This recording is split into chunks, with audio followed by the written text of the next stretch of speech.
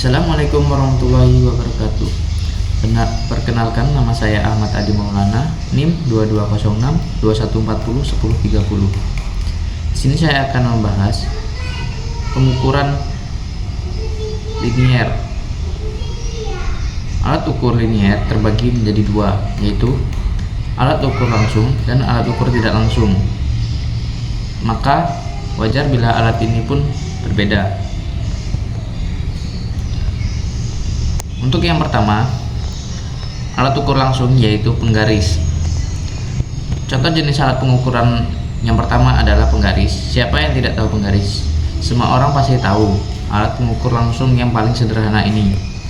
Bentuknya panjang dan dilengkapi dengan angka-angka serta garis yang menunjukkan ukuran panjang dalam besaran cm.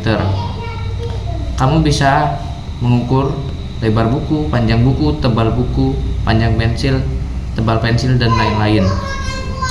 Cara kerjanya sederhana. Cukup dekatkan benda yang ingin diukur dan lihat berapa panjang dari angka tertera di penggaris. Pengukuran dilakukan dengan salah satu ujung benda di titik 0 penggaris. Yang kedua, roll meter. Berbeda dengan penggaris yang panjangnya paling umum 30 cm saja, alat pengukuran langsung yang kedua bisa sampai 50 meter tergantung kebutuhan. Khusus roll meter yang pada gambar di sebelah saya itu adalah roll meter yang digunakan oleh tukang jahit. Cara kerja roll meter juga amat sederhana. Rekatkan saja benda yang akan diukur, maka ukurannya akan terlihat di roll meter karena karakternya yang fleksibel. Roll meter bisa digunakan untuk mengukur keliling badan. Yang ketiga, ada pengukur tinggi badan. Contoh alat ukur langsung yang ketiga adalah alat pengukur tinggi badan. Bagi anak-anak remaja, memonitor pertumbuhan amatlah penting dan untuk bagi melihat apakah tumbuh dengan baik atau tidak. Caranya adalah dengan cara periodik mengukur tinggi badan. Cara memakai alat ukur tinggi badan amatlah mudah. Kamu tinggal berdiri di depan alat tersebut dan akan terlihat berapa tinggi badanmu. Alat-alat ini biasanya hadir di instansi pendidikan, usia dini, dan juga puskesmas atau layanan kesehatan lain. Yang keempat, jangka sorong. Jangka sorong merupakan alat ukur yang mungkin jarang kamu temui. Kamu bisa menemukannya di workshop atau laboratorium mesin atau fisika.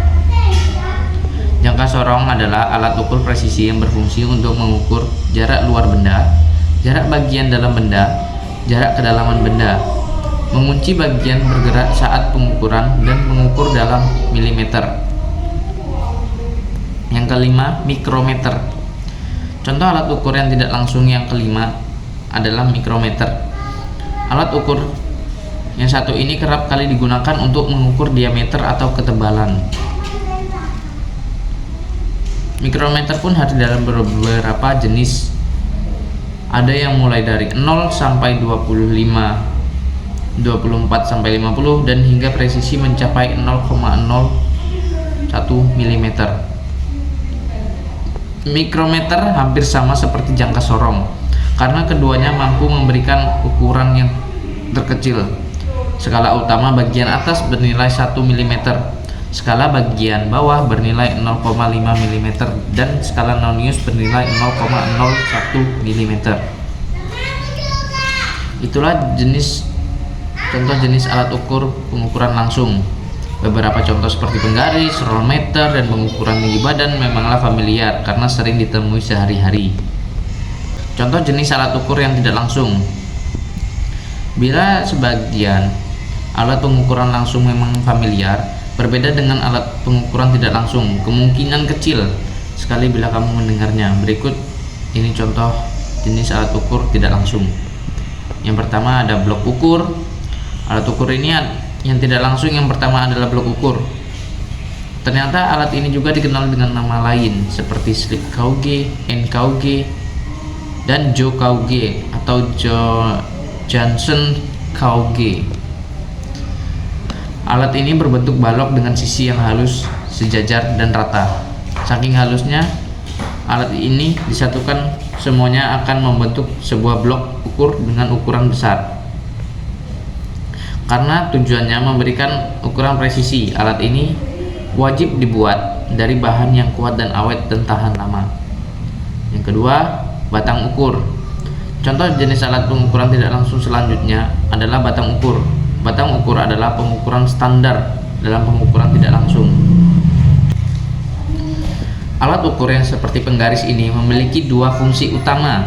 Yang pertama adalah untuk mengkalibrasi susunan dari blok ukur. Yang kedua adalah untuk penyeteran posisi nol sebuah alat ukur yang besar. Yang ketiga, jam ukur. Contoh jenis alat ukur yang tidak langsung selanjutnya adalah jam ukur. Nama lain dari alat ini adalah dial gauge.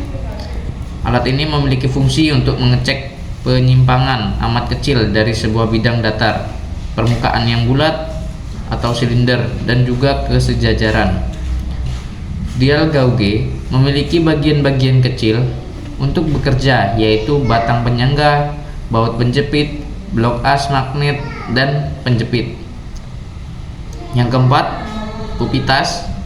Contoh jenis alat pengukuran tidak langsung yang terakhir adalah pupitas. Nama lainnya adalah dial test indikator atau jam ukur tes.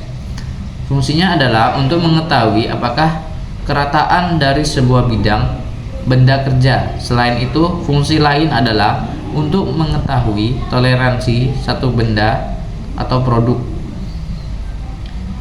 Itulah 4 contoh alat pengukuran tidak langsung. Namanya sungguh unik, begitu pula cara kerjanya.